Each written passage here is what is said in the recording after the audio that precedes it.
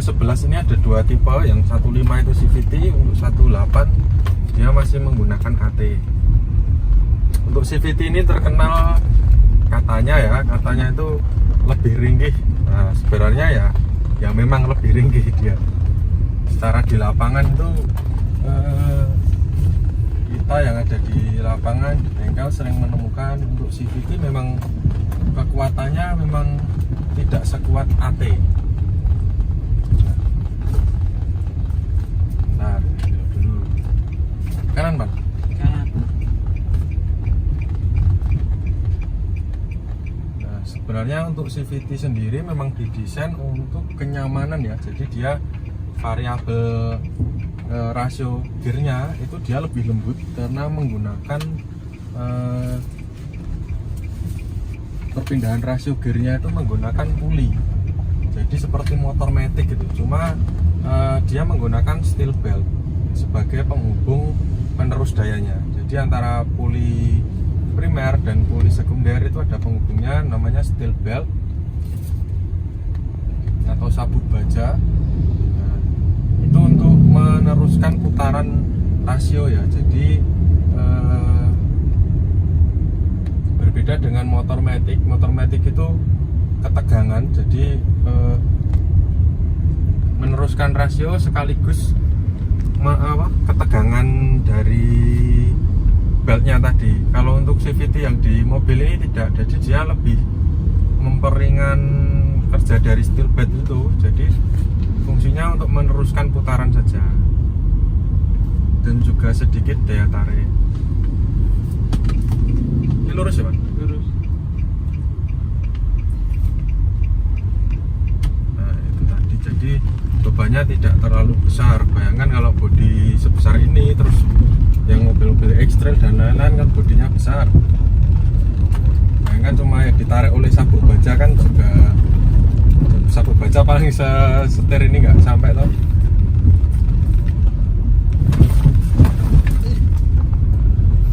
Ya ini jalannya rusak. Nah, karena itu teorinya jadi meneruskan daya putar tadi dengan merubah rasio tadi. Jadi tidak terlalu tegang ya, karena sistem perpindahan rasionya dia menggunakan hidrolis. Jadi buka tutup pulinya itu menggunakan hidrolis. Untuk CVT sendiri memang tidak didesain untuk ekstrim ya, medan yang ekstrim seperti tanjakan ekstrim, apalagi off-road, terus balapan, drag race dan lain-lain. Tentu kurang efektif untuk yang Matic CVT ini, karena memang dia didesain untuk kota-kota ya, jadi untuk kenyamanan, mengejar efisiensi. Untuk mobil dengan CVT tentu efisiensi bahan bakarnya akan lebih tinggi, terutama di jalanan yang datar, lurus, di tol lah contohnya. Itu dia efisiensinya akan lebih bagus. Soalnya apa? Dia dengan RPM serendah-rendahnya dia berusaha mendapatkan kecepatan yang seoptimal mungkin, sebaik mungkin. Nah, beda dengan halnya manual itu kan paten. Misalkan RPM 3000, kecepatannya ya pasti segitu, kecuali koplingnya selip. Cuma kalau untuk CVT ini itu RPM-nya dibikin seminim mungkin dengan kecepatan seoptimal mungkin, sebagus mungkin.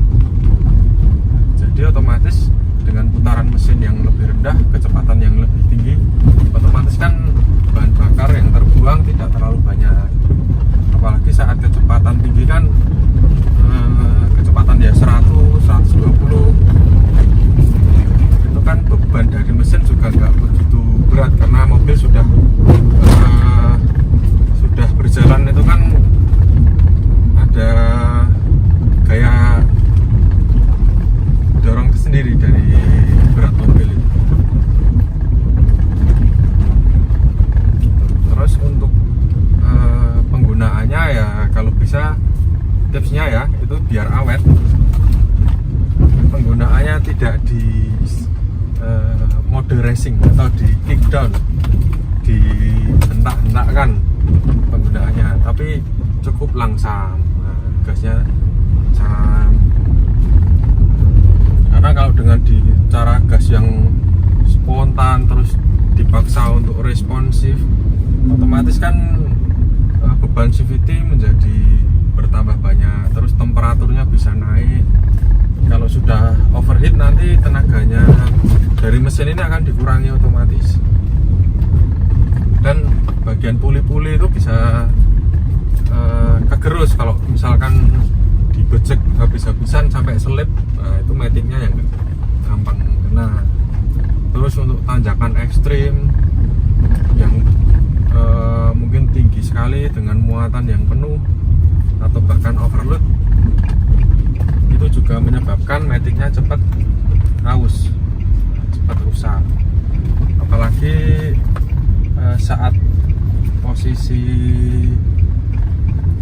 mau balapan ya, seperti drag race atau apa, kebetulan ditantang kok terus dilayani, terus menggunakan RPM tinggi di gaspol terus-terusan, tentu untuk CVT ini jadi kurang awet, terutama bagian pompa oli dan bagian puli CVT, karena pompa olinya ini terhubung langsung dengan putaran mesin. Jadi dia itu kan putaran mesin dihubungkan dengan drive plate. Nah, drive plate tadi dihubungkan dengan torque converter, rumahan torque converter. Nah, torque converter ini rumahannya itu dapat as yang ini, yang memutar pompa oli. Jadi dapat gear yang memutar, nanti diteruskan lewat rantai, nanti dapat pompa oli. Otomatis saat posisi netral pun itu di gas tinggi, nah, pompa olinya itu kan memberikan tekanan yang semakin tinggi. Cuma karena pompa oli itu ada regulatornya, otomatis kan regulatornya bekerja keras. Nah, itu biasanya yang rusak regulatornya dulu. Regulatornya dulu udah rusak, bisa baret-baret atau macet. Kalau sudah macet, nah ini yang repot. Kalau regulator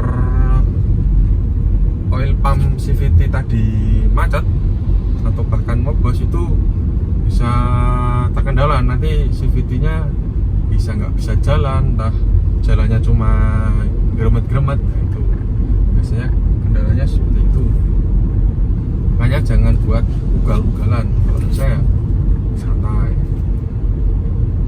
kayak di pantai. Bayangkan kalau untuk mobil manual RPM 1000 lebih sedikit, nggak mungkin sampai 60 km per jam. RPM cuma 1000 kan istilahnya efisiensi sekali. Cuma ketika dia dapat trek yang tanjakan-tanjakan, tentu dia akan ngos-ngosan, karena memang bukan speknya untuk tanjakan-tanjakan, didesain untuk kota-kota santai, kenyamanan perpindahannya halus. Terus untuk dari segi perawatan, untuk perawatan mobil dengan CVT, transmisi CVT ini cukup mengganti oli CVT ya dengan rutin. Biasanya kami sarankan 20.000 kilo itu harap diganti oli CVT beserta filter oli CVT. Jadi di CVT tadi ada filternya, itu kalau bisa sekalian diganti, jadi biar bersih semua sirkulasi. Tuh, terus air radiator kalau bisa pakai coolant asli. Jadi jangan sampai radiator bermasalah, karena bagian matic CVT ini kan ada yang berhubungan dengan cooler. Nah, sebenarnya itu heater, jadi dia terhubung dengan radiator untuk pemanas. Cuma ketika radiator bermasalah atau cooling system bermasalah, tentu akan terjadi overheat. Kalau overheat nanti kan dia ikut kepanasan untuk bagian maticnya. Makanya kan tidak sedikit mobil yang overheat, apalagi mobil Matic. Itu biasanya Maticnya nanti ikut bermasalah karena dia ikut overheat. Ada jalur yang berhubungan dengan cooling system yang ke Matic. Terus perawatan berikutnya untuk di bengkel itu biasanya kita scan. Jadi ada yang namanya poin, namanya deterioration apa itu boy? Deterioration date apa? Pokoknya ada itu, saya lupa namanya, agak jelimet. Itu biasanya kalau misal sudah 210.000 poin itu dihapus. Sebenarnya itu poin untuk penggantian oli ya, cuma kalau di bengkel resmi itu pakai itu patokannya. Kalau di kita 20.000 kilo ganti itu lebih bagus. Tuh, terus di-scan juga bagian kelistrikannya waktu servis itu di-scan, karena di bagian Matic kan ada sistem kelistrikannya juga, ada solenoid di situ, ada selektor, terus sensor juga ada. Makanya kan perlu dilakukan scan injeksi bagian CVT-nya, pastikan tidak ada trouble di kelistrikan, karena kalau ada trouble di kelistrikan kadang memancing bagian-bagian lain menjadi semakin parah istilahnya.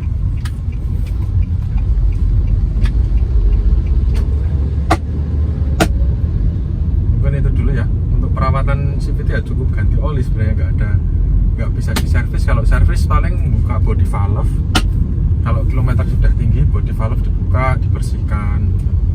Itu kalau kilometer udah tinggi dan olinya sudah kotor ya, jadi bersamaan dengan ganti oli. Nah, mungkin cukup sekian, kita sudah sampai di bengkel. Kita cek lagi kendaraannya. Oke, cukup sekian informasi yang dapat saya bagikan, semoga bermanfaat. Terima kasih. Wassalamualaikum warahmatullahi wabarakatuh.